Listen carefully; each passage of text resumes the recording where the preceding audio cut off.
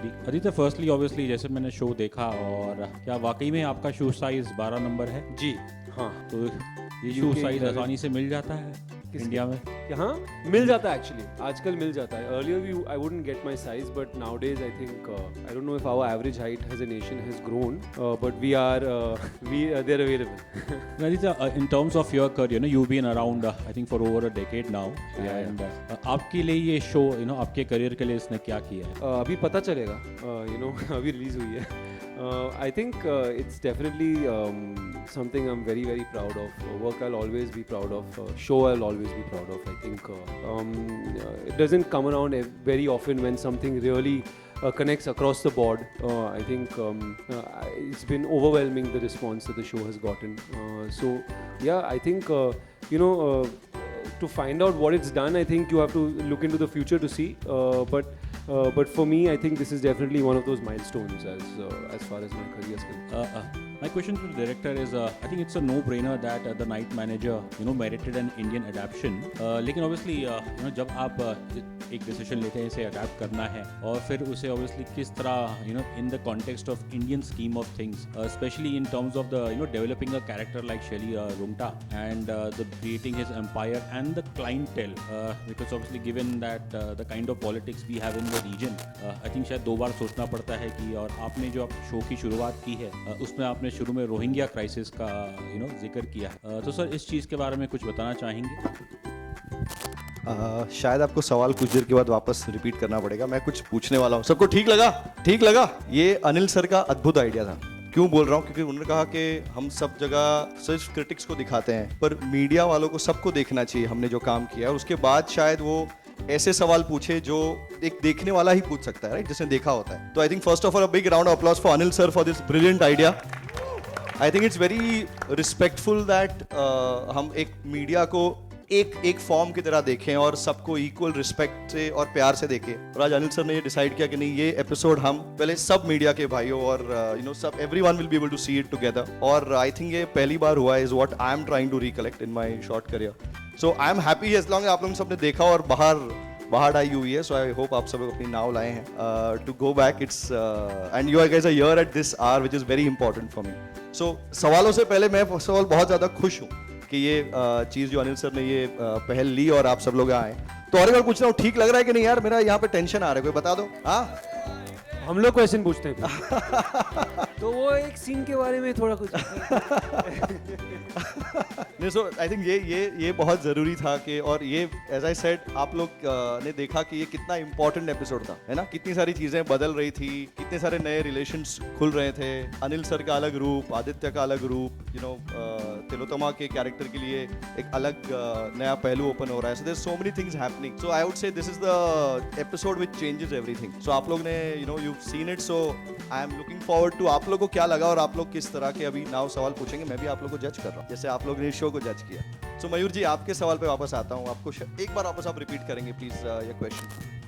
So basically what I was asking that it's a no-brainer to adapt the Night Manager into an Indian series, लेकिन obviously जो I think पहला challenge ये रहा कि इसे India में किस तरह how to fit it into the Indian scheme of things, and especially the idea of an Indian arms dealer, जो कि I think जो मेरी limited knowledge में इतना हमें सुनने को नहीं मिलता, because normally इस चीज़ों में वेस्टर्न अफ्रीकन वैसे लोग रहते हैं। So basically इस किरदार को जो डेवलप करना उसका business and specially the clientele, show का जो पहला एपिसोड है उसमें आपने रोहिंग्या क्राइसिस उससे शुरुआत की है। तो इस चीज़ पे सर मेरा सवाल यही था। देखिए मयूर जी, ये जो आप बातें पूछ रहे हैं ये मेरे ख्याल से इस सवाल का जवाब मैं पहले भी दे चुका हूँ during the first 4 episode, but एक बहुत ही शॉर्ट में कहूँगा दैट कहानी इतनी अद्भुत है कि उसे अडेप्ट करने के लिए जो उस पे वहाँ पे रस था वही रस यहाँ ढूंढा है, और एंटरटेनिंग लगी है। First 4 episodes have been loved by everybody and yeah I am looking forward to knowing now कि आप लोग को 5th एपिसोड कैसा लगा। That's my key question. So over to you guys again. Anil ji, बड़े पर्दे पे देखने का जो एक अनुभव रहा बहुत ही अच्छा रहा। संदीप जी, आपसे जानना चाहूँगा, हमने आज ये जो स्क्रीन पे देखा 71, कहीं आपके दिमाग में ये कहीं आया है कि लेट्स मेक इट सीन। सच कहूँ तो आज यार आप सब लोग को देखकर और आप लोग के रिएक्शन, मुझे दिख रहा है कि अभी आप लोग क्योंकि कैमरा हाथ में है तो इसलिए ताली नहीं बजा पा रहे शायद, प्यार इतना व्यक्त नहीं कर पा रहे, बट आई फील कि हाँ ये ऐसा कहे तो पर्दे की साइज पे लिमिटेड ये कहानी नहीं थी और ये परफॉर्मेंस नहीं, ये कोई भी पर्दे की साइज दो, आप इंचेस हो या 70 mm हो या कोई भी हो, you know they are gonna tell the story with the same passion and fire, and that's the thing about it. So आज बिल्कुल आ रहा है ये काश ये ऐसा कुछ करें। हॉट सर के भी कुछ लोग हैं और ये सुन रहे हैं हमारी बात, क्या पता कुछ दिनों में ऐसा भी अनाउंस करें आप लोग को और एक बार बुलाए, ऐसे कहें कि चलो इसको बड़े पर्दे। Hello. Hi guys, my name is Mohit. Hi, right here. Mohit from AVS. First, let me tell you, we all love this show. The 5th episode is amazing, and I'm sure I say this on behalf of everyone that we are looking forward to know what happens next. Thank you. I want to talk about this gentleman at the center of this, Anil sir. What a fabulous actor. All the 3 artists with Anil sir, I want to ask you this. When you work with such an amazing actor, I'm sure there are a lot of learnings, but I want to know what is that one pro and one flip side of working with this dynamic act. Let's start with Aditya first. I think the only flip side is you get a complex that you don't work hard enough, because I think Sir is definitely the hardest working person in the room. The other, I can think of only that as the con. You always feel like shit, I need to pull my socks up. I think it's very much bad weather.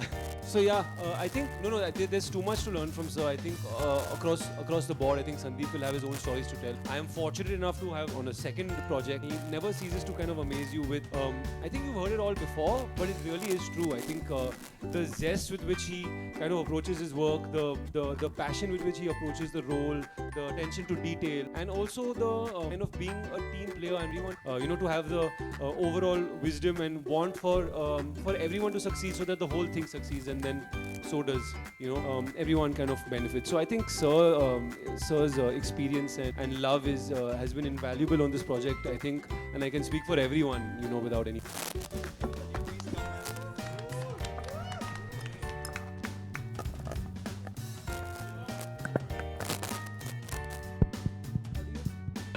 So Anil ji on your left and hi. तो सवाल ये है कि अनिल जी, सवाल ये है कि industry में आप सबसे ज़्यादा किसके ऊपर ट्रस्ट करते हैं, एंड अगर आपको तो वो क्या हो?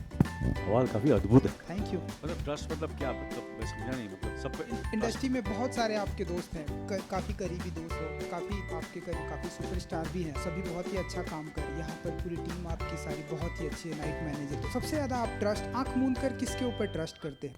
किस सिलसिले में? कुछ भी, वो आप बताएंगे। मतलब काम में एंड आपके दोस्ती में। तो इस वक्त क्या, मतलब काम के बारे में कहूँ, दोस्ती के बारे में कहूँ, किसके बारे में? कुछ भी आप बोल सकते हैं, दोस्ती के बारे में बोल सकते हैं, काम के बारे में बोल सकते, कुछ भी बोल सकते हैं। एक चीज़ जावेद साहब ने कही है हमेशा, और मैं सबसे कहता हूँ ये, विच मेरे जहन में रही वो बात, जावेद अख्तर साहब के, और ऋषिदा भी कहते थे, ऋषिदा के साथ मुझे काम करने का मौका मिला, वो यही कहते थे कि यार काम करते रहना, साथ में काम करते हैं तो फिर मिलना जुलना, बातचीत, चाय, कभी कभी घर पे आना जाना, डिस्कस करना, पैकअप के बाद वैनिटी वैन में बैठना, इन बिटवीन शॉट्स में बातचीत करना, तो ये दोस्ती कायम रहती है। फिर जब फिल्म ख़त्म होती है या शो ख़त्म होता है, फिर सब अपने अपने रास्ते चले जाते हैं, सब बिज़ी हो जाते हैं, कोई दूसरी फिल्म में काम कर रहा है, कोई दूसरी चीज़ों में बिज़ी हो जाता है। तो मैं हमेशा कहता हूँ कि वो बोलते यार चलो यार मुझसे स्क्रिप्ट मत लिखाओ, गाने तो लिखवा लो ताकि आपसे मुलाकात चलती रहे। और ऋषिदा हमें हमेशा कहते थे कि